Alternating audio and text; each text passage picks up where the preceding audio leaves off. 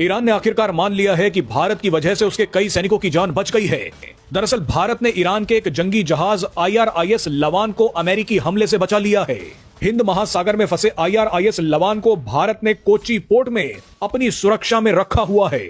अगर भारत ईरान के इस जहाज को शेल्टर नहीं देता तो अमेरिकी सेना इस जहाज को उड़ा देती, ठीक उसी तरह से जैसे कुछ दिन पहले श्रीलंका के पास अमेरिकी सेना ने ईरान के वॉरशिप IRIS देना को मार गिराया था। आपको याद होगा कि ईरान का IRIS वॉरशिप भारत के विशाखापट्टनम में मिलन एक्सरसाइज के दौरान आया था, लेकिन जब यह वॉरशिप ईरान वापस जा रहा था तो अंतरराष्ट्रीय समुद्री सीमा में इसे अमेरिका ने मार गिराया। आप ये जानकर हैरान हो जाएंगे कि भारत ने तो IRIS देना वॉरशिप को भी कहा था कि ऐसी स्थिति में ईरान जाना खतरे से खाली नहीं है, आप हमारे यहाँ पर मेहमान बनकर रह सकते हैं। लेकिन ईरानी वॉरशिप IRIS देना का क्रू नहीं माना, वो ईरान की तरफ वापस निकल गया। लेकिन उसके बाद जो हुआ वो सब जानते हैं। बहरहाल भारत ने ईरान के एक जहाज को तो बचा लिया और दूसरे जहाज को बचाने की कोशिश की थी। इसी को देखते हुए अब ईरान ने भारत पर एक बहुत बड़ा बयान दे दिया है।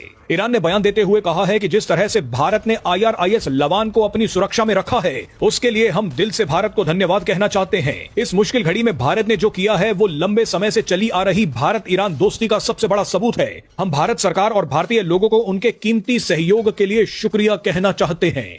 बताइए, ईरान तो भारत को धन्यवाद कह रहा है, लेकिन ईरान के कंधे पर बंदूक रखकर कुछ मुस्लिम देश भारत को बदनाम करने की कोशिश कर रहे हैं। वैसे इन भारत विरोधी लोगों के साथ कुछ भारतीय लोग भी मिल चुके हैं। मोदी विरोध के चलते इन लोगों ने अपने ही देश को गालियां देनी शुरू कर दी हैं।